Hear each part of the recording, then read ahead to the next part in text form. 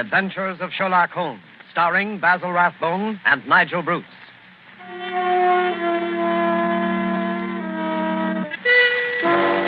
The makers of bromoquinine cold tablets bring you another adventure of Sherlock Holmes with Basil Rathbone as Sherlock Holmes and Nigel Bruce as Dr. Watson. And now, as we make our way through the night to Dr. Watson's hospitable door, we notice a feeling of spring in the air. The buds are swollen on the trees, still black and dripping from the rain. And there's a smell of warm, damp earth. Delicious. Hey, Mr. Manning? Well, hello, Dr. Watson. I didn't see you in the doctor. Yes, I've been out checking up to see if my magnolias survived the winter. Any casualties? No, they all seem to be fairly bursting with buds. There's nothing as delicious as that first faint whiff of spring. All is treacherous. Come along to the house before we both catch our death of cold. After you, sir. Not at all, my boy. None of that age before beauty nonsense. I'm not as decrepit as all that. Oh, what's this? The front hall littered with trunks and suitcases? Oh, yes. I'm afraid my annual wanderlust has broken out rather early this spring. I'm off on a little jaunt first thing tomorrow morning, but come along into the study. Does that mean that this is the last of our storytelling evening? For this winter, yes, I'm afraid it does. Well, I trust I'm not too forward if I hope to be invited back again in the fall. Oh, of course not. You know we'll be waiting for your return. Oh, thanks very much. It's very, very decent of you. To put up with the meanderings of an old fellow like myself. I appreciate it, you know. But sit down, Mr. Manning. Sit down there, over there, in the usual chair. Let's get on with our story before I get all glittery and sentimental. You're going to tell us about Professor Moriarty tonight, aren't you? Well, I had intended to, but I've changed my mind. I'm going to tell you the adventure of retired Colourman instead. Retired Colourman? Isn't that a military term? No, it isn't. Mr. Josiah P. Amberley had been the junior member of Brickfall and Amberley, manufacturers of artistic paint boxes. He made quite a tidy little fortune. Retired from business at the age of 61, bought a house at Lewisham and then settled down.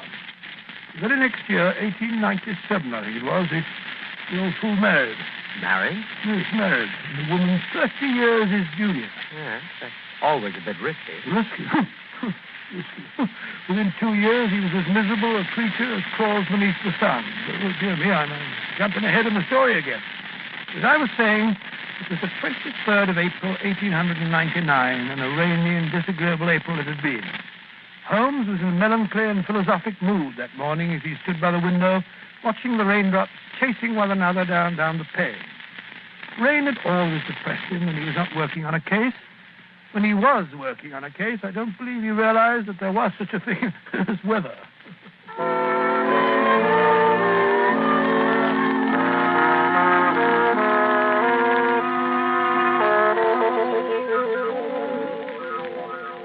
Look at that beastly rain.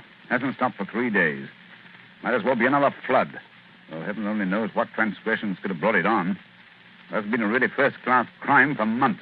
Oh, cheer up, Holmes, cheer up. It's probably good for the crops or something. The shortage in crime? No. The rain, of course. Probably makes the little buds sprout and the little shoots shoot. Oh, don't be so blasted optimistic. More likely rotting all the seed that's already been planted. Rain, where the deuce does it all come from? This confounded English climate? Why any man with half a brain stays on this rain-soaked, mist-bound island is beyond me. Oh, I doubt if the men have anything to do with it. It's the ladies, God bless them. This climate gives them perfect complexions, and with so many lovely creatures about, what Englishman would think of quitting the country? So much beauty, such exquisite... Oh, rubbish, Watson, rubbish. The spring has given you a temporary softening of the brain. I regret to say it seems to have that effect on most impressionable males. Impressionable nonsense. When a woman's concerned in one of your cases, you never even notice whether she's 16 or 60, and then you don't care whether she's got a well-turned ankle or whether she's flat-footed. Oh, why should I? Holmes, there are times when I think you're a cold-blooded fish. Possibly, Watson, possibly. Why do you suppose the fool doesn't show up? What fool? Josiah P. Amberley. Oh, is he one of your clients? Oh, I suppose I may call him so. He's been sent to me by Scotland Yard. Oh, by Scotland Yard. Quite. By Lestrade, to be exact. You must consider the case fairly hopeless if Lestrade hands the matter over to me of his own accord. Look, Holmes, there's a cab drawing up in front of our front door. He must be your client, Mr. Amberley. Yeah. Strange-looking individual, eh, Watson? He's quite an old fellow. Looks literally bowed down with care. Ah, but no weakling. Look at those shoulders and that chest. The framework of a giant. He's arguing with the cab driver about the fare. Huh. Watches the pennies, eh? I must say I don't like his face. So fierce and eager, and the way those snaky locks of grizzled hair stick out from under his hat. I wonder what he's worrying. What's worrying Mr. Amberley? Willing to bet it has nothing to do with money. I imagine nothing else could upset him to any great extent. Nonsense, Holmes. You always look on the base side of human nature. Here he is now. Come in, come in. Which of you is Sherlock Holmes? I am. This is my friend, Dr. Watson. Oh, are you... I'm a broken man. He's robbed me, the swine. Taken everything I had in the world. I thought he was my friend, and he took everything. Right from under my nose. In my own house. Robbed me, he did. Yes, I felt sure it was a question of money. Money? Who said money? He stole my wife. The light of my life. The apple of my eye. It's true she was very expensive. But after all, she was my wife, and he stole her. Now, Mr. Amberley... My beautiful blonde wife. Hair like gold. And my securities. The money I saved up with years of hard work. Gone. All gone. Yes, thank you. First, tell us about your wife. How long have you been married? 2 years. 2 years, and she's tired of me already. 2 little years. Easy, my good man, easy. More facts and fewer recriminations if we're to get to the bottom of this case. Well, 3 years ago I retired. Bought a house. Big house at Lewisham. Cost me plenty of money, that house did. Well, sir, I'd never lived alone in a big house before, and got sort of lonely. House began to need looking after, so I thought I'd start looking around for a wife. Nice, healthy, young wife to look after me. Then I met Ella. Handsome girl she was, too. A good cook. Hair like gold. Could bake a beef and kidney pie that would melt in your mouth. So I thought I might as well get married. Yeah, very practical, I'm sure. Yes, that's what I figured at that time. But, Lord, Mr. Holmes, the money a woman runs into. They made my heart bleed the way the money went. I should have thought you'd have been glad when the other fellow took it off your hands. But who was this... This wolf in sheep's clothing? Yes. His name was Dr. Ray Ernest, a young fellow. Used to come over nights and play chess with me. Ah, I see. He stole your wife. Yes, and my securities. Yes, but surely the securities are registered. You can hardly hope to convert them. Maybe not, but I must have them back. And you've got to find those securities for me, Mr. Holmes. You've got to find them. And your wife, of course? Well, of course, wherever she is, they are. Ah, quite. On the other hand, Mr. Amberley, I confess I don't see that I can be of much service. It's a routine matter, and I'm sure that Scotland Yard would be only too glad... They haven't found a thing, not a single security. Oh, very well. And we'll do our best. Dr. Watson will take a run down to your house at Lewisham to look over the grounds. Oh, really? Yes. I hardly expected you'd come yourself. After my heavy financial loss, nobody cares if an old man's heart is broken. Oh, stop that blubbering. I'm not coming myself because I'm preoccupied with the case of the 2 Coptic patriarchs. This particular case doesn't seem to be very complicated. I'm sure, Mr. Amberley, that Dr. Watson can handle it as well as I could myself. Well, if that's the best that you can offer, I suppose I must be satisfied. Pampered, that's what she was. And that young man, that dirty pickpocket, I treated him like my own son. He had the run of the house. And now look how they've treated me. Me, you never harmed us. Quite. And now, good day, Mr. Amberley. Oh, yes. Well, good day, Mr. Holmes. And I shall expect Dr. Watson this afternoon. You have my address, I believe. Oh, the ingratitude, the rank ingratitude of it all. I must say, Holmes, I like the way you shoved all this off onto my shoulders. Coptic patriarchs, indeed. You just don't want to go. Right, Watson, right, the very first time. You've been begging for a case all to yourself for months. Well, here it is. Yes, and a nice case you've given me, I must say. That old skinflint. Oh, my daughter, oh, my ducats, eh? With the emphasis on the ducats, if I'm not mistaken.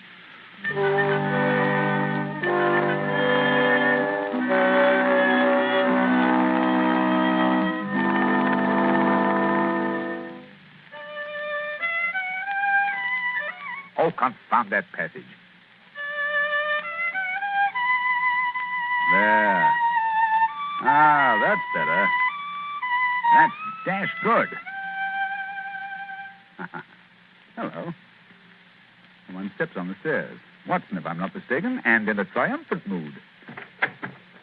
Hello, Holmes. Well, I'm back. Hail the conquering hero. A successful afternoon, I take it, with the light of victory in your eye. Well, I did manage to dig up a cure. So. Good.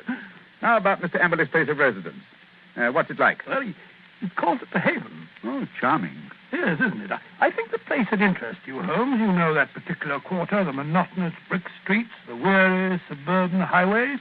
Well, right in the middle of them lies this beautiful old home, surrounded by a high sun-baked wall, mottled with lichens and topped with moss, The sort of wall... You may omit the poetry, Watson. I note that it was a high brick wall. Well, I should have guessed it was the Haven even if I hadn't asked a lounger who was smoking outside in the street. A lounger? Yes, a tall, dark, heavily moustached man with a curious look in his eye. With great tinted glasses and a Masonic type-in? Good heavens. How'd you know? Oh, the fool. A child of 10 could have seen through that. Oh, Mr. Holmes, I don't see. Never mind. Continue with your story, Watson. Well, I'd hardly entered the gateway before I saw Mr. Amberley coming down the drive to meet me. He began at once, pouring out his grievances. We walked back to the house together. And, Well, once inside the wall, I must say, I've never seen a place worse kept. Garden running to weeds and in a dreadful neglect. The house, too, was slatternly to the last degree. It just goes to show what happens to a place when there's no womanly hand about to keep it in order. Yes, but Mrs. Amberley's only been missing a few days. Hardly time for so much disintegration to take place. Must have set in before she left. Possibly. At any rate, Mr. Amberley seemed to be ashamed of it. He was doing his best to remedy it, though I must admit that his efforts looked a trifle ineffectual.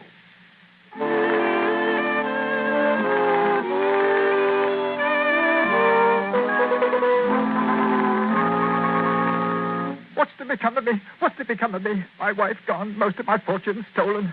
Oh, come in, Dr. Watson, come in. Here you see what remains of what used to be called my home. An Englishman's home is his castle, so they say. But home is where the heart is. And my heart... Look out, Dr. Watson, look out. That wood waste just seems to... Oh, look at that, look at that. My best pair of trousers. Too bad. Careful, you almost stepped in that pot of paint. Oh, dash it all, Amber. This is absolutely the limit. Sorry, I shouldn't have left that pot of paint in the middle of the passage, I suppose. That when one's alone in the house, one forgets. Well, alone? So you've been doing this painting yourself? It must strike you a strange occupation under the circumstances. One must do something to ease an aching heart. And step in here, Dr. Watson. This is my study, my sanctum sanctorum. Oh, sanctum sanctorum. I see you've just finished painting woodwork in this room, too. What a smell of paint. Yes, it's not dry yet. That's why I have a fire in here. Now, let me see. Where did you keep your securities? In the safe in that wall. This room is really a strong room, like a bank, with an iron shutter on the window and an iron door, burglar-proof. Ah, that's the irony of it. No thief from without could have taken my money, but my wife, my own wife. There's a picture, Dr. Watson, on the mantel, taken in a wedding dress. Nice-looking girl, Emily. It doesn't look the sort... the viper, the ingrate. Oh, really? Why, that very night, I bought 2 upper circle seats at the Haymarket Theatre. Wanted to give her a treat, I did. Oh, didn't she go? No. Last moment said she felt sick. Said she had a headache, she did. I believed her, went alone. When I came back, she was gone. My safe was ransacked. Just a minute. What night was that, Mr. Emily? Last Thursday. Oh, Thursday, was it? Yes, an unused ticket. Money wasted. She was always wasting money. May I have that ticket, Mr. Emily? Hold on. You thrown it in the fire. Oh, why? I wanted to get rid of it. I want to get rid of everything that reminds me of her. Here, give me that picture. Well, I say... There, into the fire she goes closer. May her soul burn in torment as that picture's burning now.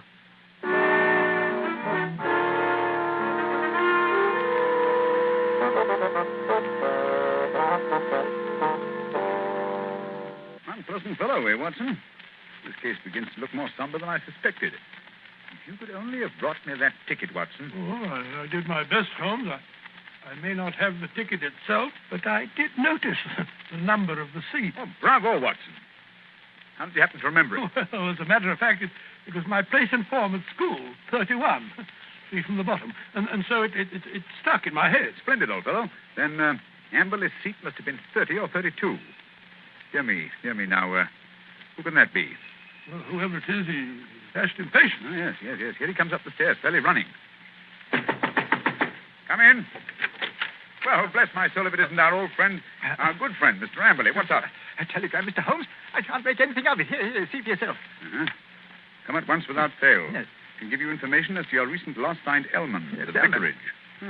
Dispatched at 2:10 from Little Purlington. Little Purlington in Essex, I believe, not far from Frinton. You will start at once, of course. Watson, look up the train. It's probably a hoax. What could anyone in Little Purlington But know it's from a about very responsible person. Where's my crockpot? Yes, here it is.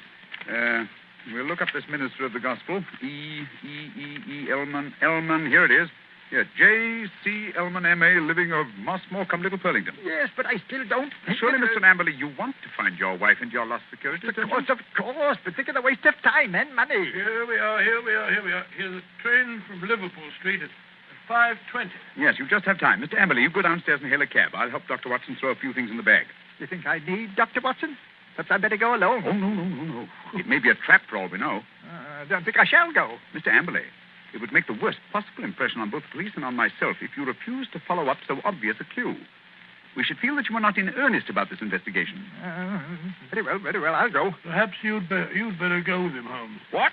Take your case, Watson. After the brilliant way in which you've handled it? No. Go along, Mr. Amberley, or you'll miss your train. Very well, but the expense is something... Here you are, Watson. Here's your bag. Sir, it's packed. Yes, you never know when you may be called off on a case like this. I packed it for you. Holmes, I do think Quite. Now, whatever you do, see that he really does go to Little Purlington. Yes, I don't think that he's Again, quite. Should he break away and try to return, get to the nearest telegraph station and send me the single word bolted. I will arrange to have it reach me wherever I am. What? You have something to look into at this end, then? I have, Watson. This case is beginning to take on a rather curious and sinister aspect. Above all, old man, take good care of yourself. And Mr. Amberley.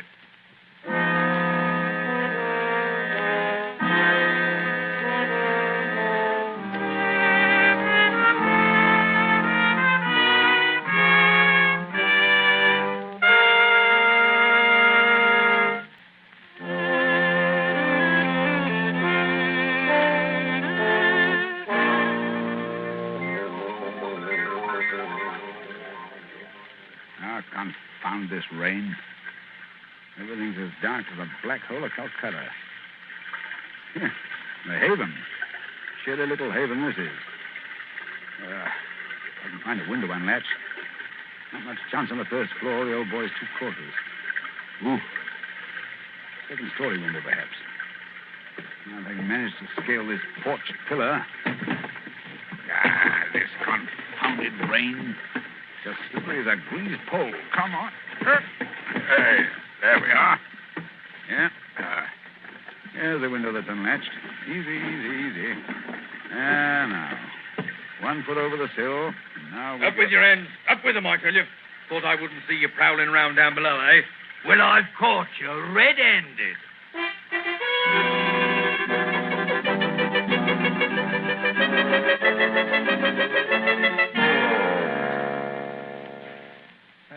Nice wild goose chase that turned out to be. That friend of yours, Sherlock Holmes, is a fool. I'm sure, Mr. Amberley, if you'll call and see him, he can explain. Explain nothing. That vicar had never seen that telegram before. The way he treated us. You might have thought we were suspicious characters.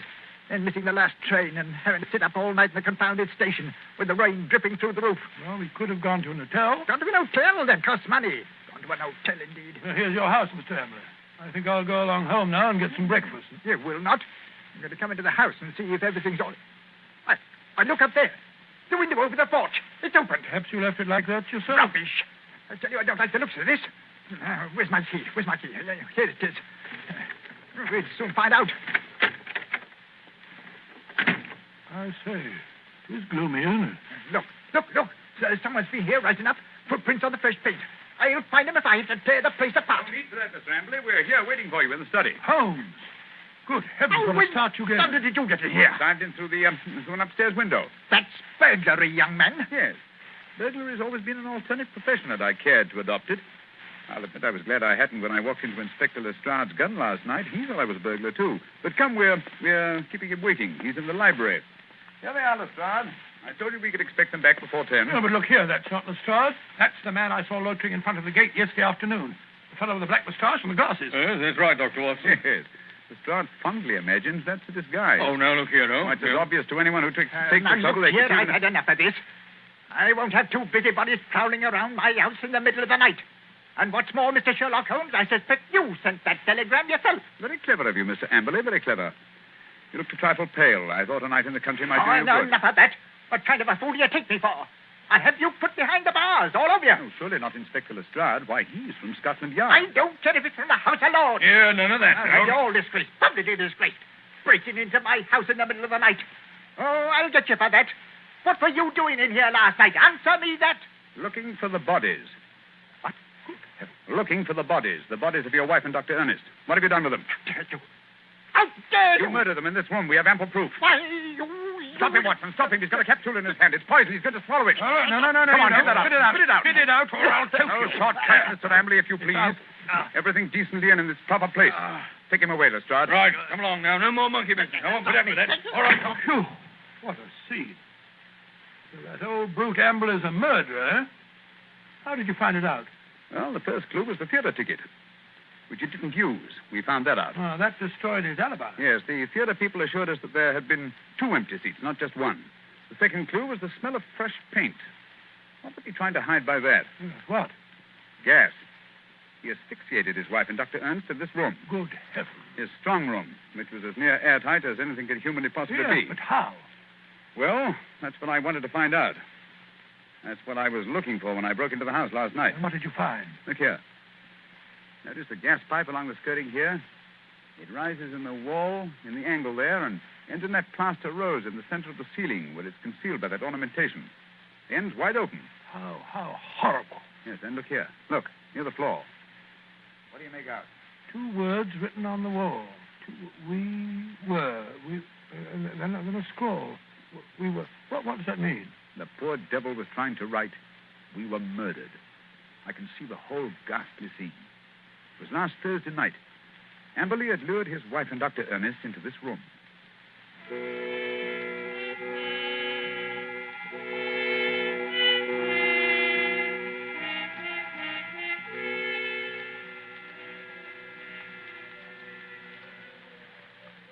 Oh, listen to that wind. I wish it would stop.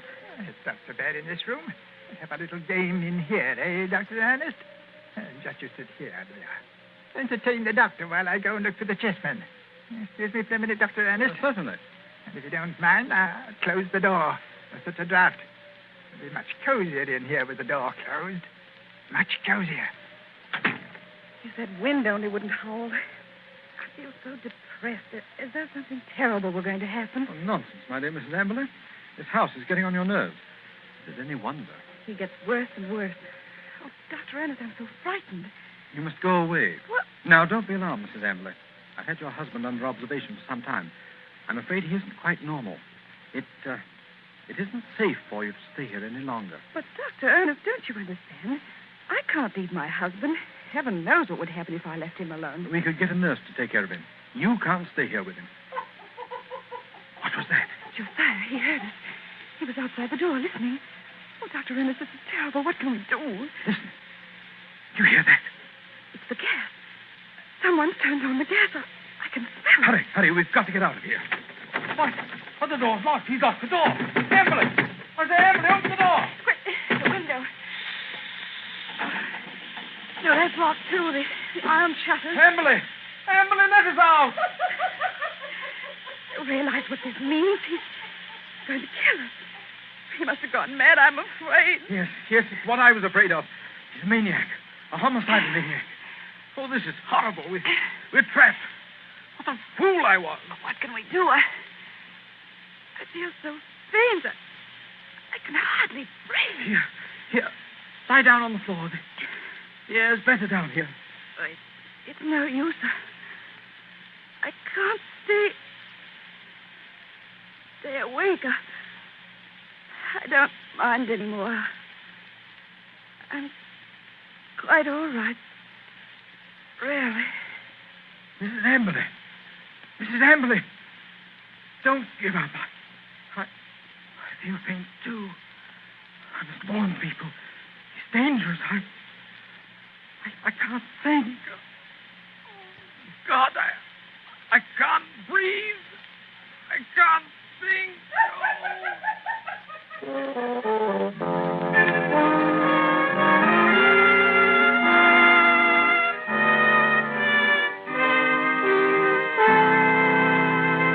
What a tragic story, Dr. Watson. And was Mr. Amberley insane? They decided he was. He ended his days in an asylum. Did they ever find the bodies? Yes, at the bottom of an old well, the opening of which had been cleverly concealed by a dog kennel. I see. And now I'm afraid it's time to say goodbye. Well, not goodbye, Dr. Watson. Au revoir. Well, just as you say, Mr. Manning. Anyway, in conclusion, I want to thank you and our radio audiences who so patiently listened to the reminiscences of a sentimental old fellow. And I want to wish you all, old and young, an extremely happy summer. Thank you, Dr. Watson. Ladies and gentlemen, in just a moment, Basil Rathbone would like to say a few words to you. And now, here's Basil Rathbone. Ladies and gentlemen, to me, Sherlock Holmes has always been one of the greatest characters ever created.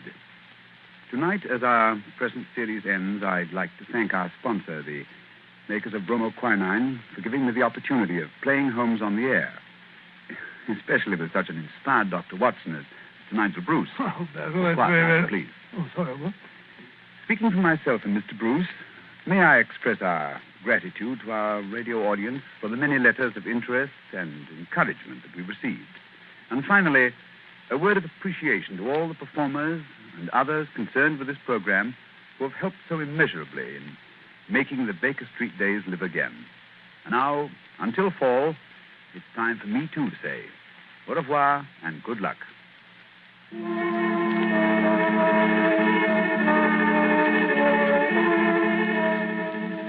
You have been listening to a Sherlock Holmes adventure adapted by Edith Meiser from Sir Arthur Conan Doyle's story, The Retired Colourman, with Basil Rathbone as Sherlock Holmes and Nigel Bruce as Dr. Watson. The Sherlock Holmes series was produced by Tom McKnight. This program was presented from Hollywood by the makers of bromoquinine cold tablets, quick relief for colds. This is Knox Manning speaking.